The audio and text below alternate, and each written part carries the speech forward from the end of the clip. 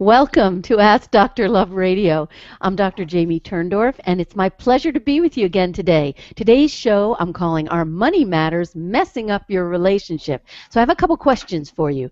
Do you and your partner frequently argue over money? Do you find yourself caught in self-defeating financial habits? Does the topic of money fill you with fear and anxiety? Well, if you said yes to any of my questions, don't despair, because you're going to be meeting in 1 second Robert Wheeler, CPA and stand-up comic. I know that's a very unusual combination. And he's given birth to a revolutionary new approach to personal finances, helping others gain insights about how emotions trigger financial decisions. And he combines finances with behaviors, and he's lifted numbers off the table and put them into the heart where he shows that they have been all along. And Bob has simultaneously pursued his love of satire and ventured into the realm of stand-up comedy, and he's currently the chief financial officer for the Comedy Store in West Hollywood, California. So welcome to my show. Thanks so much. I'm excited to be here. Me too. Dr. Love is excited to have you. Now, do you like to be called Robert or Bob or what? Bob works perfect. Or you can call me. And then, you also say Robert W.M. So is W.M. short for William? It is. Apparently it's a Southern thing. They like two initials. Oh, I see. Robert, but you like Bob. So we can go do. Bob or Robert. All right. So you are on a crusade, really, for personal growth. You want people to understand how that they can clean up their acts when it comes to money. It's a passion. Absolutely. The thing that I find is I can't talk to people about budgets, and I can't talk to people about their taxes until we get to the reason they have so much resistance. And so working with people, that's what we do. We uncover all those unconscious blocks and self-sabotage so that we can move forward with the practical. So you are a money shrink. Exactly. And you are helping people not shrink back and away from the money topic. No, absolutely. We're trying to get people to be in their power, be self-empowered, and be proactive. Right. So, and you've been coaching clients for over 20 years, and you hear Yes. painfully similar stories about money, and so that's what motivated you to create this new path for living life with an active of what you call proactive abundance, which is a very cool expression. Thank you. Yes. The thing that happened was a lot of clients would come to me and they thought they were the only person having emotional, financial problems, and they didn't want anybody to know. And when I would tell them there's other people out there, they were shocked. I get this in the workshops all the time. People say, oh, I thought I was the only one. I can't believe it. So that's really what we've wanted to do, is get the message out. So you say we. Is we the pontifical we, or, or do you mean we as in you've got a team, an army that's bringing this message out? I do have a couple of people that I work with. I have a woman that's a PhD in psychology, and we do some money workshops, and then I have a financial consultant woman who also goes with me and does the proactive abundance workshops. And so I have a great team of 2 women that really help me spread the message. Oh, that's really interesting, and it's kind of cool. It says a lot about you that you are working with women, and you're allowing them to support you in the message. You're a very cool guy. Well, thanks. I think it's really important that women know that men can help support women. It doesn't have to be just women helping women. And I find a lot of times women actually don't help women in the workplace. And so I really encourage people, men and women, to be supportive of women and men's empowerment. That's beautiful. So are you married? Dr. Love has to ask, right? I am not married. But you know what? You've got it going on. You've got it going on, because just the way you are willing to collaborate with other women and other experts and bring them into your team is really very appealing. I'm gonna give you like a gold star for that. I'll take it. Thank you. Yeah, Got it. Dr. Love's Gold Star. So what motivated you to write the book was that you saw people were all emotionally distressed on the topic of money. You couldn't even get to the point of financial planning or money management because their emotions were just immobilizing them. Yeah, absolutely. People were just shutting down, and I could see them close their eyes. I had 15 minutes to get to them. Otherwise, they were out. And so once I started suggesting that this might be a possibility, or maybe there's some attachment to their mother or their father or a certain belief, once they sort of recognized that and were able to let it go, we were actually able to move forward. So it's really fascinating what you're doing because you are working the way a classically trained psychoanalyst works, where we resolve the resistances or the blocks that stop us from getting everything we want in life and love. So this orientation that you have this because one or both of your parents were therapists and taught you to think this way, or?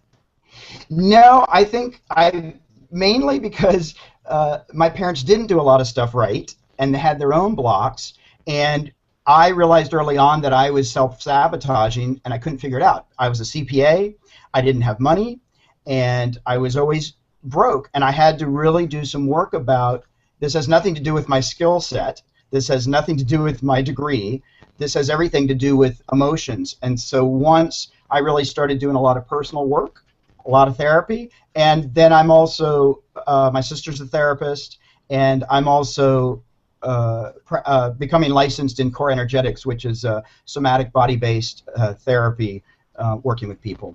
Oh, that is amazing. Combine your CPA background with therapy. Amazing. So you're going to be able to have the ability to help people get unstuck all by yourself. You won't necessarily have to call in the therapy consultant. Absolutely. Yeah. So you'll be a one-stop shop. Exactly. We have the clinics and the tax returns. Yeah.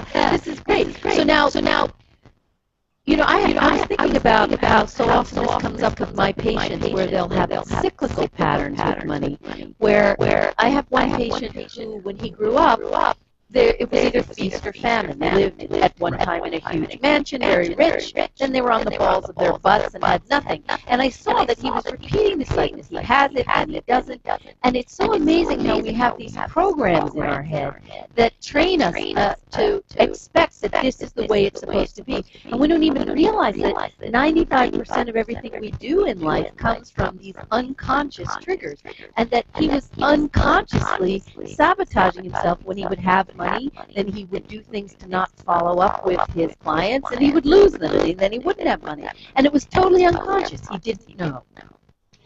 Absolutely. And I think there's a small part, I believe, that when we do those cycles that are similar to our parents, I believe that there's a part of us that's actually sort of nodding in agreement to our parents that we're going to accept their way of doing it. It's right. It's a kind of, I'm being a loyal son or daughter. That's right. You taught me to do this, and I will continue the family tradition. Absolutely. Right. And it's said that whenever you break out and do something different from what your parents did or taught you to do, it's an act of rebellion, really. What is adolescence? Yeah. I'm me. I'm not you. I'm going to do the opposite. I'm going to break out. So when we don't break out and do something different, it's an act of actual loyalty. Yeah. Absolutely. And I find that a lot. People don't want to make changes because of that loyalty to a spouse or because that's what we've done, even though I want to do it different. So I try to get people to ask their partner or ask their parents to support them in doing it differently. Saying, hey, listen, I know you did it this way, and it worked for you. I want to do it different. Would you be willing to support me in my journey? Right. What's really hard for couples is because, even if you want to have separate checking accounts, there is an aspect of commingling of funds when you are living with someone or married. And if you have very different habits and values, it's such a source of conflict. I got an email submitted to Ask Dr. Love yesterday where a woman was saying, I want to divest myself of all my material possessions so that I can travel and enjoy my life, and my husband is a hoarder, and he collects and he spends and he buys things. Now, these differences are so extreme. Mhm. I'm sure you have this happen all the time in the people who come to you for help. Yeah, it's really interesting. It's really important when I have a couple that we explore both of their histories and see where we can get agreement where maybe I'm uncomfortable with doing this, but I'm willing to compromise a little bit because I see where my trauma or my experiences are holding you hostage versus it's just the way I feel about something. And sometimes the distance is too far and the relationship Can't make it. it Yeah. can't make it. I mean, Yeah. a lot of marriages fail. Because money is a really Oh, hot yes. topic. And I don't know if you've read Kiss Your Fights Goodbye. This is my Hay House book that just came out a couple months ago. And I have a I'll whole check it out. chapter. Yeah, check it. Baby, you got to check it out. So, I will. there's a whole chapter in there where I talk about old scars. And these are, well, the battle scars that we bring to our adult relationships. And obviously, money issues are often expressions of the scars we suffered as kids. But there's another chapter where I talk about value conflicts. And if your values, your money values, are too divergent, you are going to Hmm. have real difficulties. And it's very, very hard because many couples end up, as I'm sure you see, fighting over Yes. different values. And it's like saying my value's right and your value's wrong, which we can't even say in the realm of values, because that's like saying to a leopard, change your spots. The values make up the Right. core of who you are. So you have to respect Absolutely. your different values. You can't try to change them. And what you're doing is you're saying to people, all right, can we come up with a collaboration that respects our different values? And sometimes if we're too divergent, we can't make it work. Absolutely. And when I have new couples when I have a client tell me they're getting married, I usually ask them if they're willing to come in with their fiance and let's have a conversation about money. Now, sometimes they'll say, no, no, no, we don't talk about that. I don't want to do that. I know that's a red flag right there that they're going to have problems. But most of the people are willing to come in, let me be the bad guy, and have those conversations so that it's a neutral party and they can start to explore their deeper emotions about money. It's absolutely, people will do the prenuptial counseling or, pre-living together counseling, and you'll talk about sex and you'll talk about uh, perhaps money, but very rarely do people go there. They Yeah. just don't even bring it up. And I did an interview on the Hay House Radio when Kiss Your Fights came out, and this woman who said, I listen to Ask Dr. Love all the time. I'm calling you here at Hay House, and she proceeds to tell me this story about these horrendous money problems with this guy that she's living with, and then eventually she married, and she had no idea that he had this massive debt. And Right. it's like bearing down on her, and it's like we have to do our homework before you become involved. You need to ask the right relationship questions, and people don't ask these questions. That's absolutely correct. I had a client who got married. They expected their first really big refund, didn't show up. His wife had $50,000 worth of student loans that she didn't mention to him. And Right? then we found out she had $75,000 worth of credit card debt that she was embarrassed to tell him. Yeah. So he walked into a marriage with a huge amount of debt. And then it becomes a trust issue. Then it becomes, what are you going to disclose or not disclose? Exactly. And this woman was very pissed off at him, like he screwed her and he put this albatross around her. And I had to say to her, listen, you've got to take responsibility. You came in with blinders on. You didn't ask the right questions. Now, I have to take a brief break, Bob, but Okay, I'll be back with you in a moment on perfect. Ask Dr. Love Radio. You're listening to Ask Dr. Love Radio with Dr. Jamie Turndorf. And I want to tell you, AskDrLove.com is the web's premier relationship advice site since 1995. I know I don't look that old, but I am. So visit AskDrLove.com and you're going to search thousands of free relationship advice articles on any relationship issue that you may have, or submit a question to my free advice column. And remember, this show is for you. So if you have a comment or a question for me, go to AskDrLove.com and use the contact drop-down button on the homepage. And don't be shy, because I want to help you. So take advantage of this unique opportunity to get a personal answer from me, one of today's most respected experts. I also want to read for you my Love Bites. They just started syndicating in every market in the U.S. starting a couple of weeks ago. And this one is how you can tell the difference between love and lust. Here it is. Did you know that you should never use your Peter as a love meter? No wonder Mark is missing the mark, because every time he takes a new woman to bed, he ends up scratching his head. His big head, I mean. How can he tell if he's in love or only in lust? Time. Simple lust usually fades within a few weeks to months, while true romantic love lasts. So remember, when it comes to gauging whether you're in love or only in lust, never use your Peter as a love meter. I'm Dr. Jamie Turndorf on Ask Dr. Love on webtalkradio.net. Now back to Ask Dr. Love. So Bob, did you ever use your Peter as a love meter? I might have a couple of times. Well, never do, because your Peter can steer you wrong. Yeah.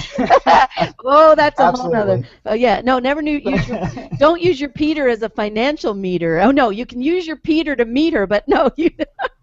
And Yeah. so talk to me about what triggers people to make the same decisions repeatedly. Oh, by the way, I forgot to tell you, this is my quickie segment. I almost forgot. It goes so fast. My quickie segment is short. It's a short little segment. Okay? Okay. So before we get to that question about what triggers people to make the same decisions repeatedly, since this is my quickie segment, we only have a few minutes, maybe you could give a short and sweet little, like, 5-step plan for what people need to do to turn things around for themselves so that they start to be the driver of their own financial ship. Do you have something I could Sure. share So with everybody? absolutely. So I would say the first thing is to recognize that you have the power to make the change and not wait for an outside source.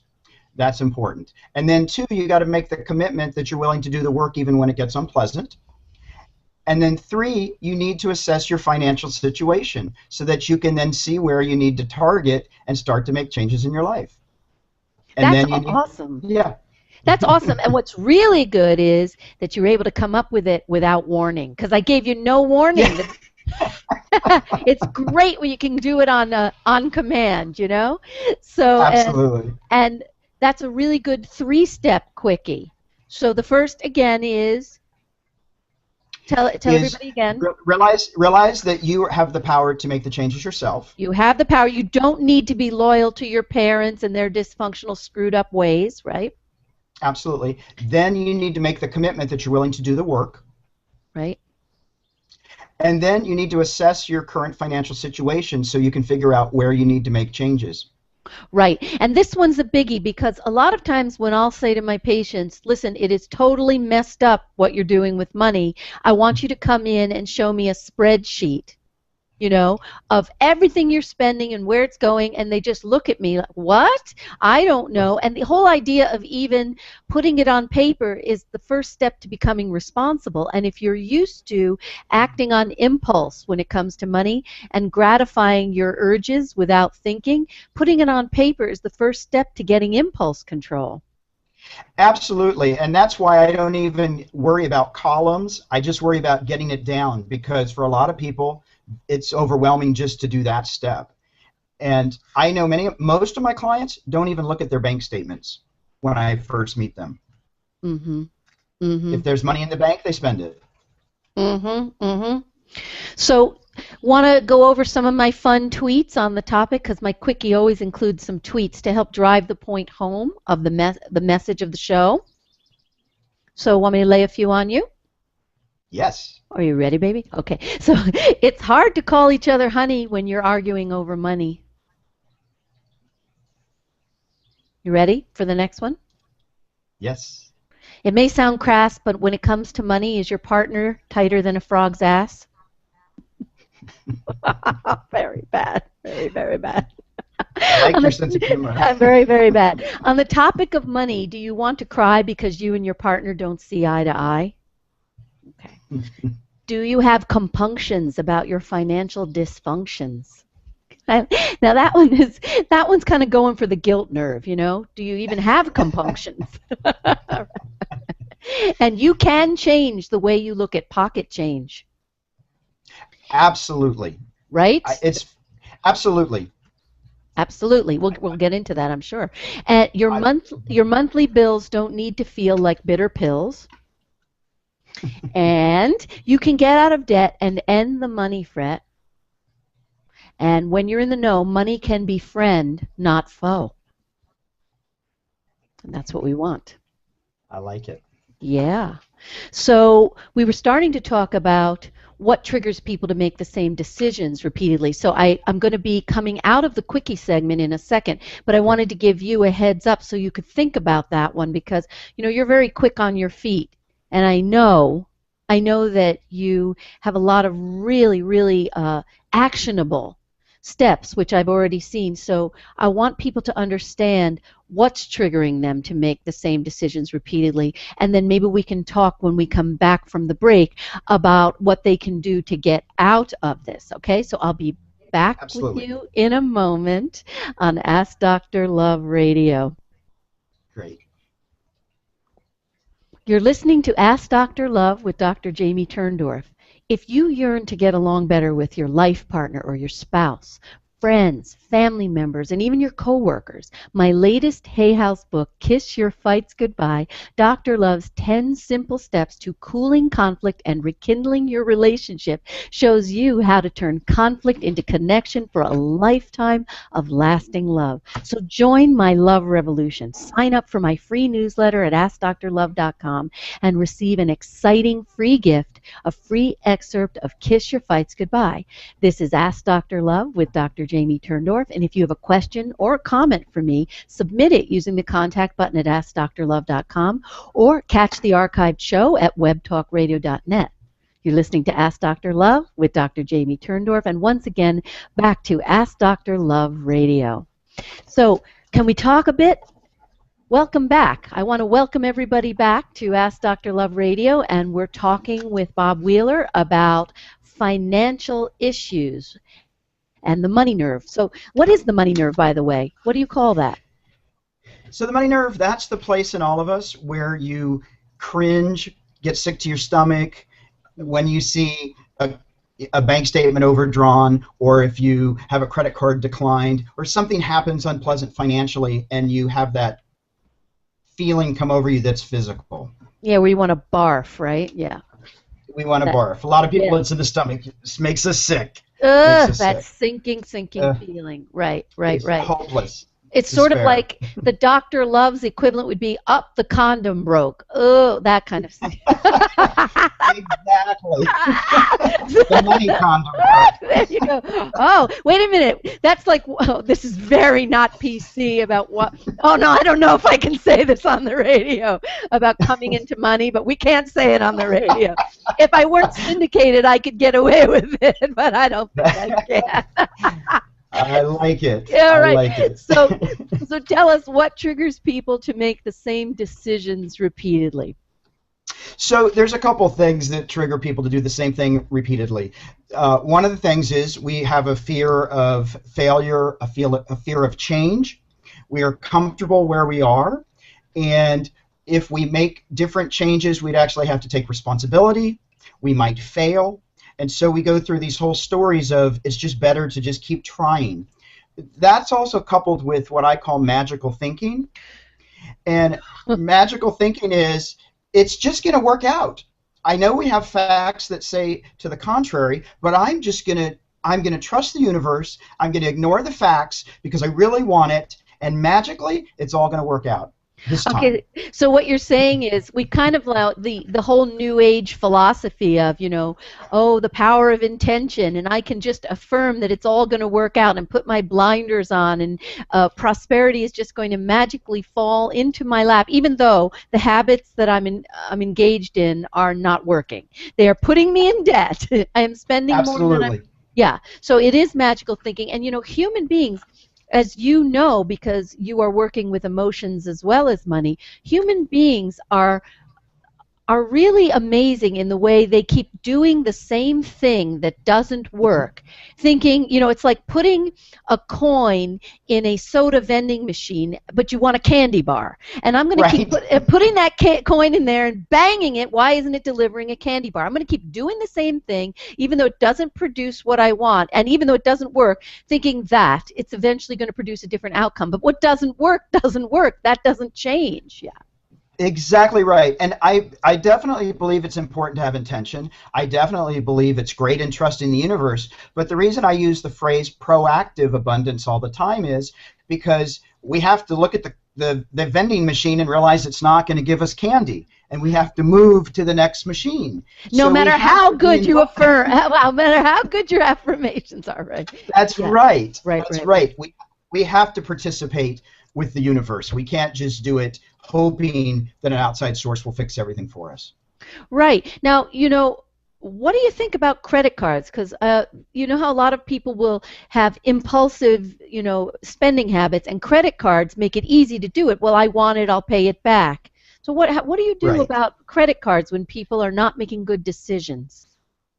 So what I suggest to people when they have lots of credit cards and they're not able to control them, I actually literally ask them to put it in a Tupperware of water and freeze it in the freezer.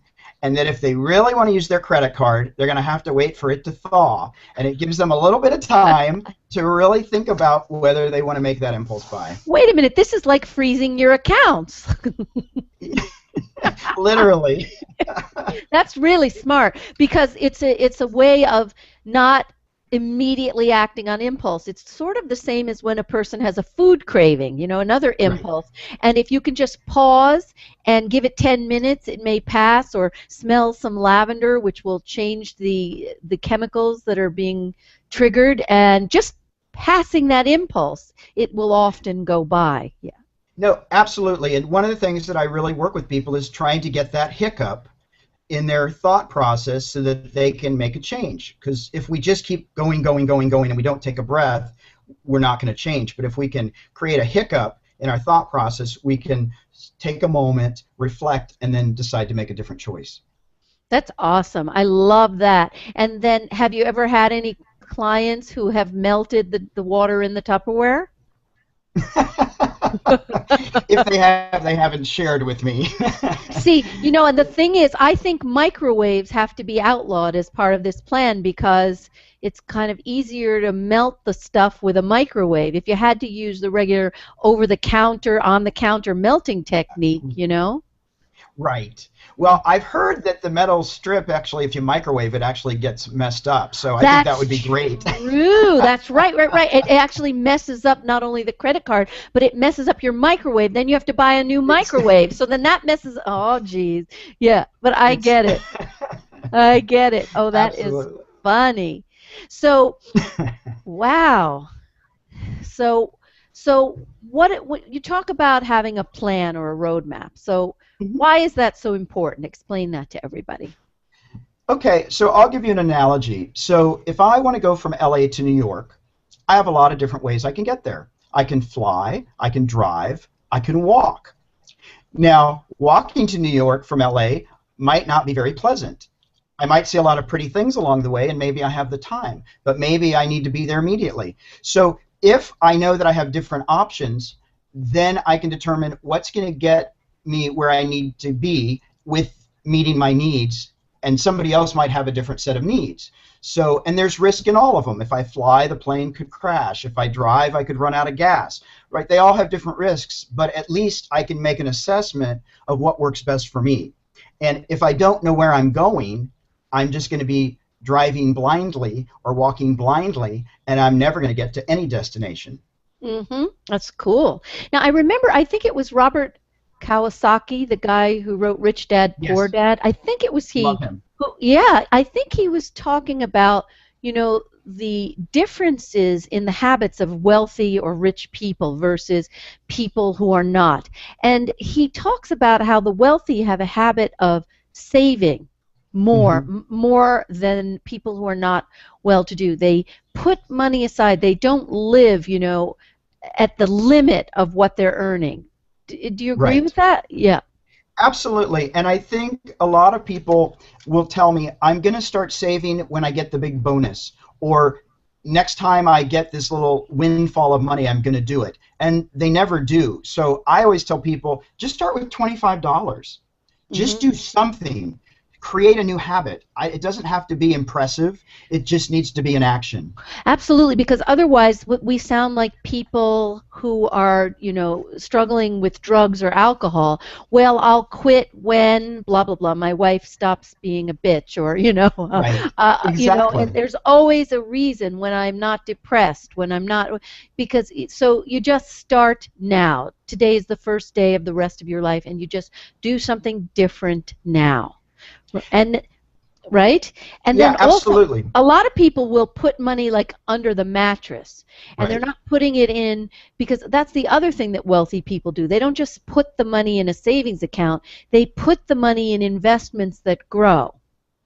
Right, absolutely. You have to be conscious and willing to deal with your money. And a lot of people would rather just, it's too complicated, it's overwhelming, I don't know how to invest. And so rather than investigate, get informed, find people that are experts, they just check out.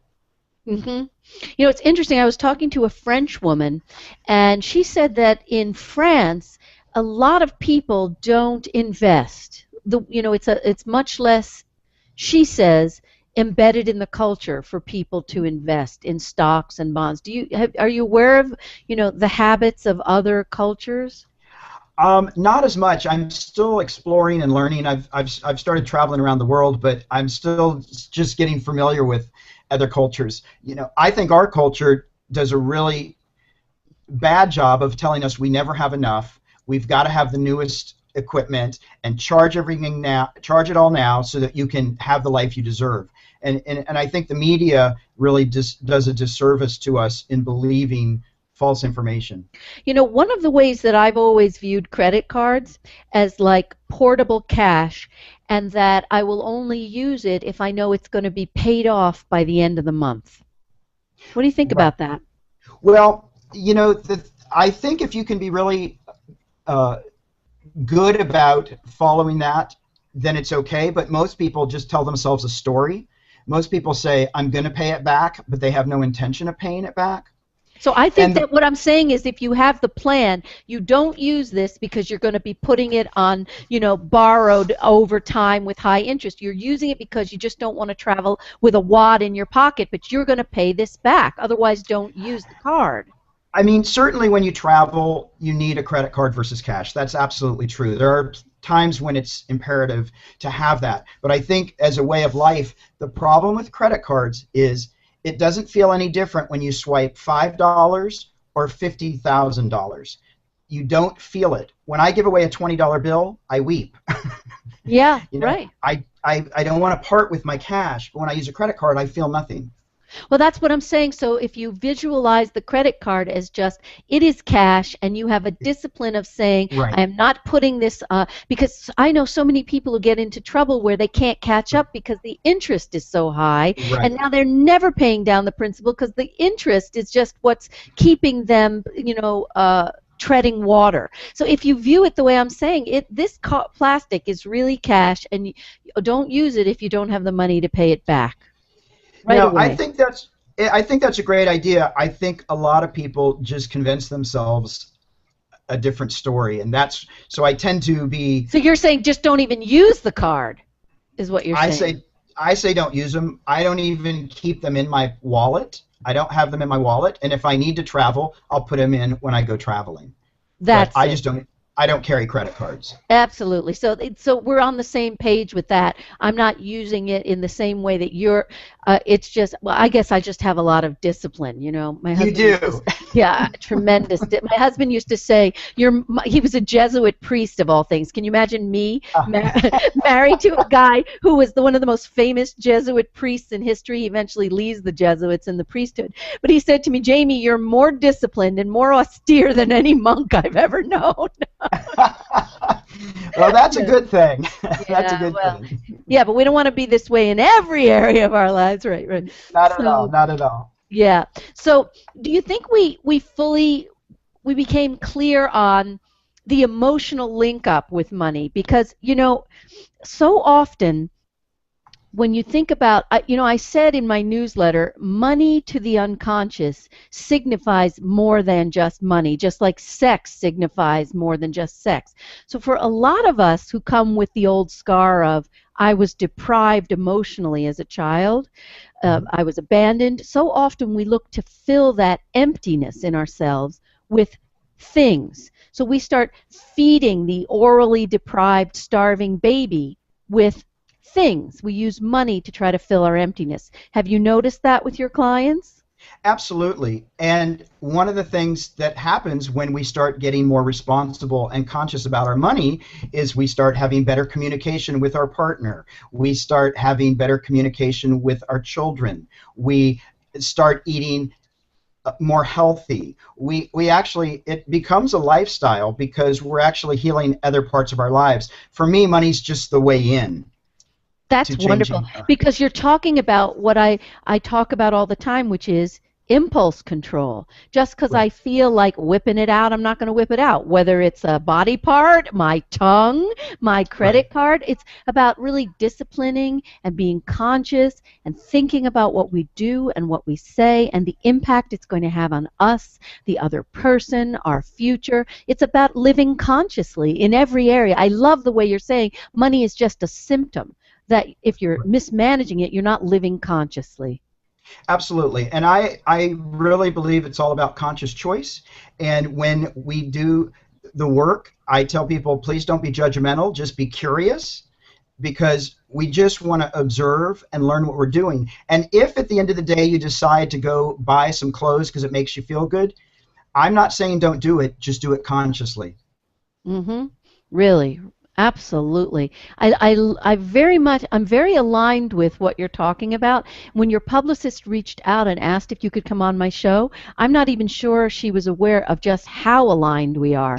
Because, I mean, we really are. And Yeah.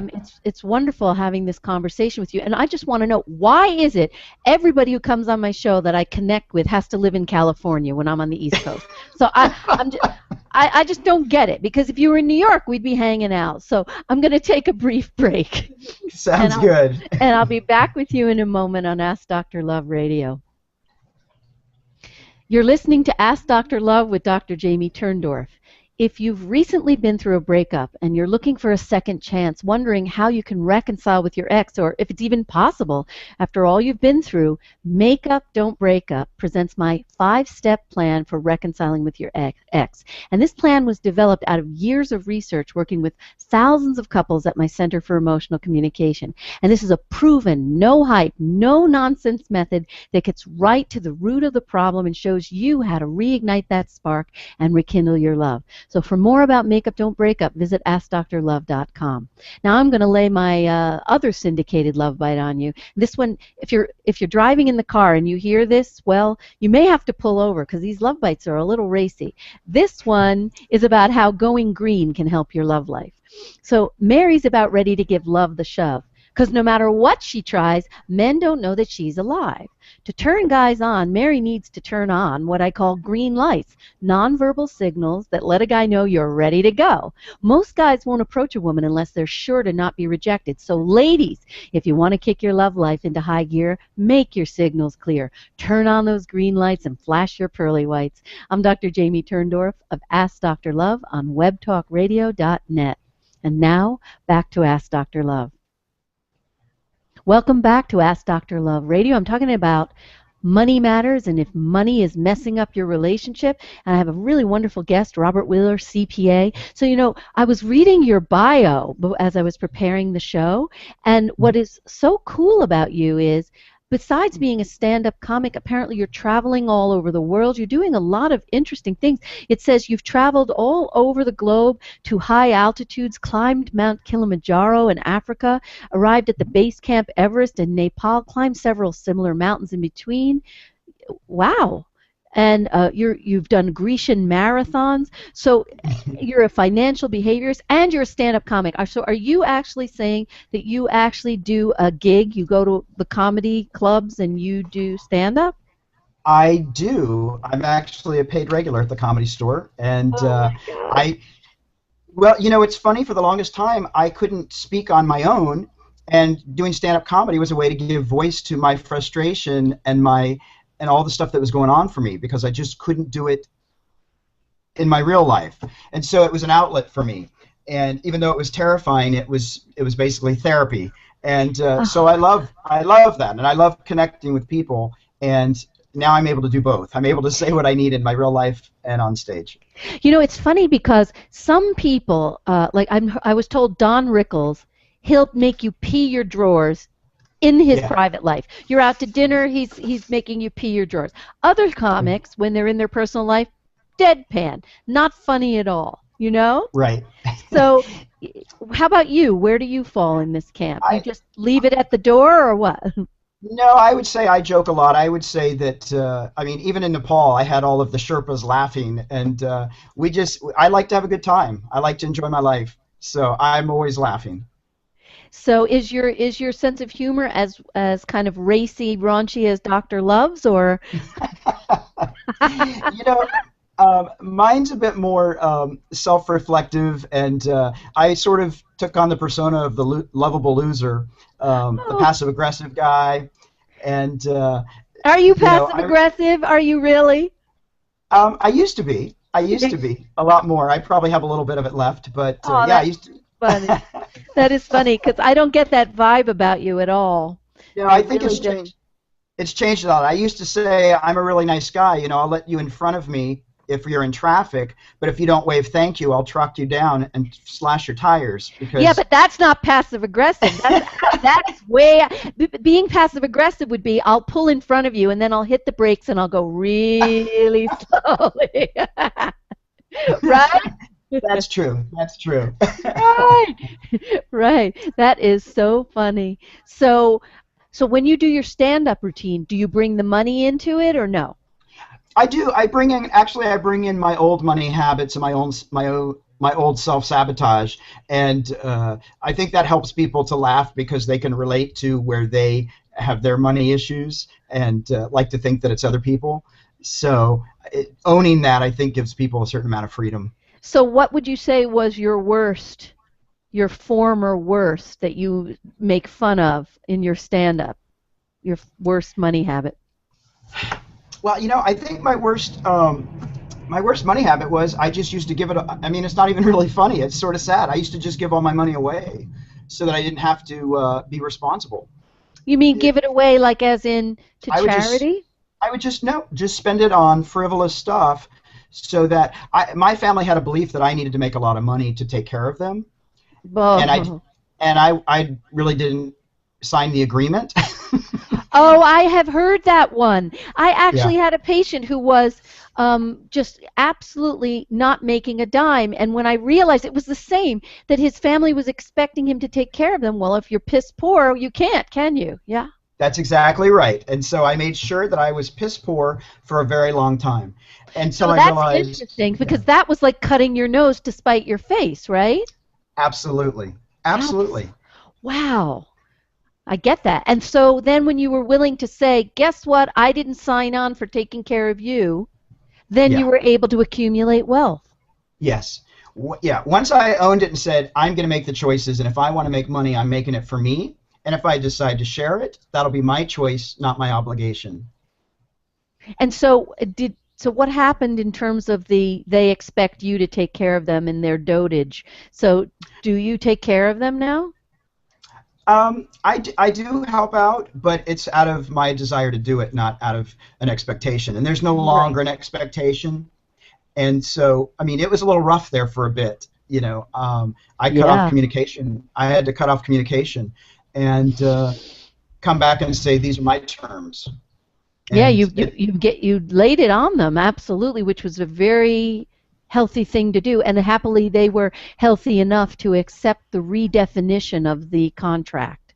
absolutely. And the great thing is now we have much more honest and closer relationship.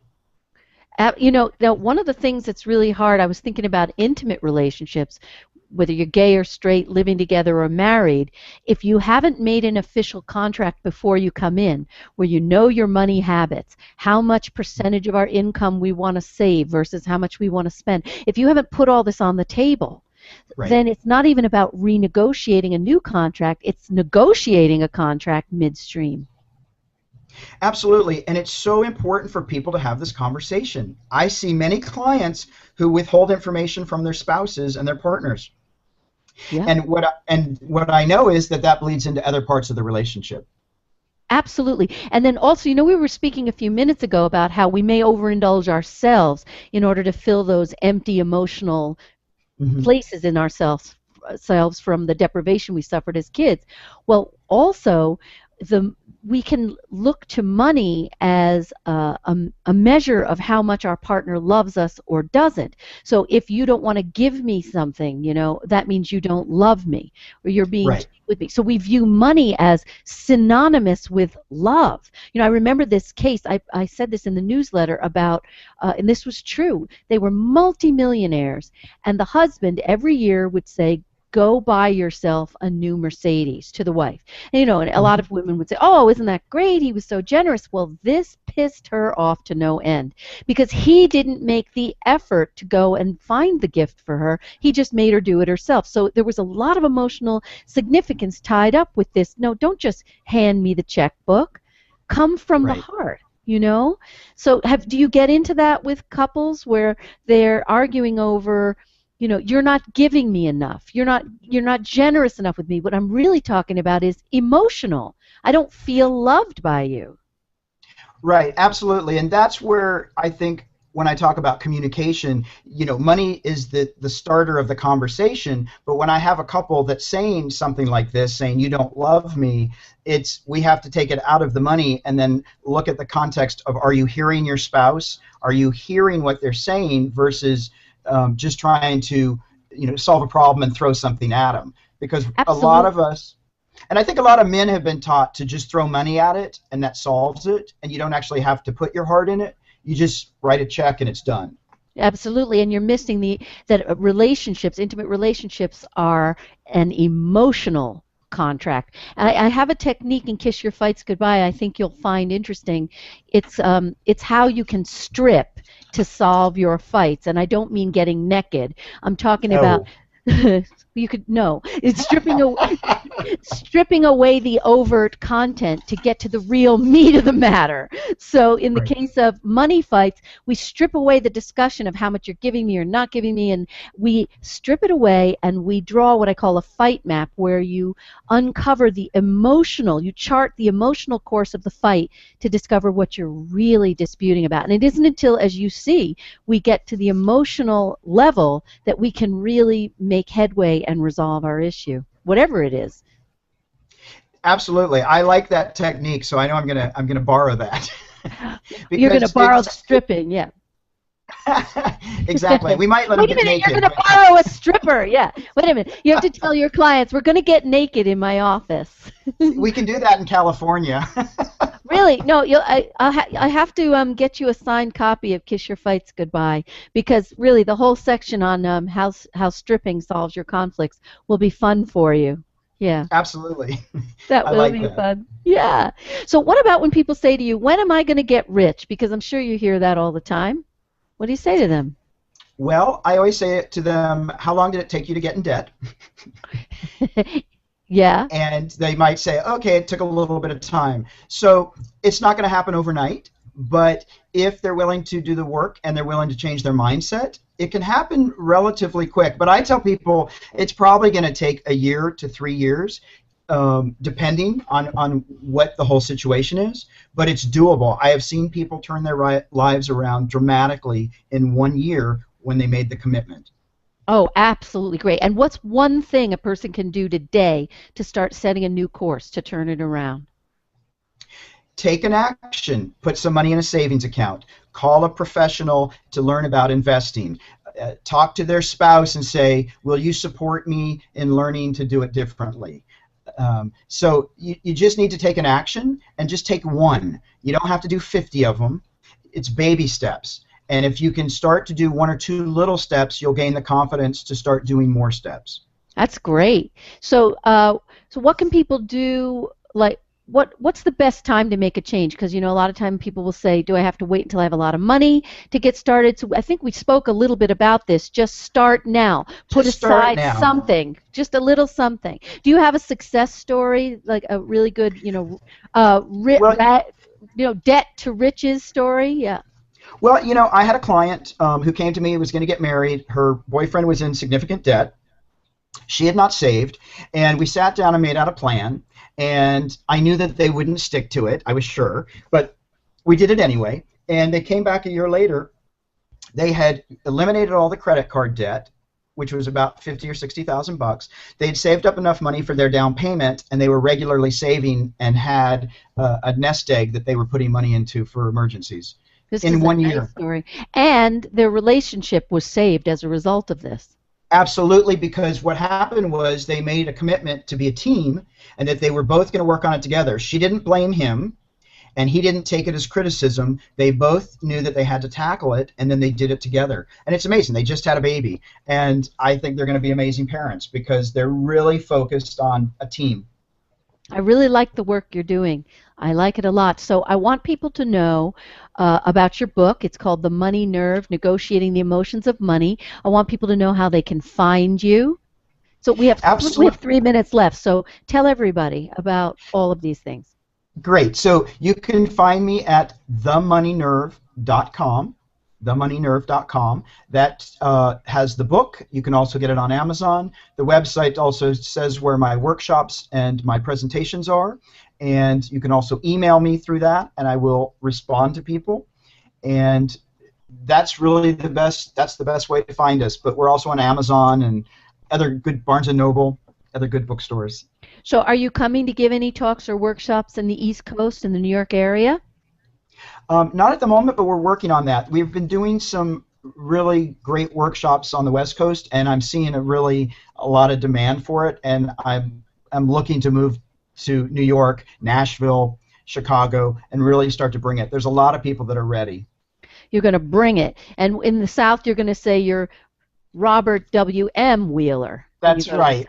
Right. But how do you, but when you read W.M., are you supposed to say Robert Wheeler, or are you supposed to say Robert William? How do you? It's Robert William. Do they say in the South Robert W.M. Wheeler? Is that what they say? Some people say W.M. or they just say William because it's synonymous. All right. All right. Southern people are crazy. Yeah, what are you going to do? So when you're in the East Coast, you have to promise to get in touch with me. Absolutely. I extend an open invitation for you to come back on my show. You want to promote anything you're doing or whatever, you know that my door is open to you. Absolutely, and maybe we could actually do a workshop together. That would be fun, and then we can strip publicly. Exactly. And now coming to the stage is Dr. Love. Oh, geez. She's going to show you how to strip. I like it. That'll be fun. All right, so I normally announce what I'm going to do the following week for the show, but I haven't made up my mind what I'm going to do yet. So just come to my website and you'll find out there. AskDrLove.com. And thank you again for being my guest. That's all I have for you this week. Be conscious in your life. Don't act on impulse. Be conscious in life and love and in money management. See you next week on Ask Dr. Love Radio.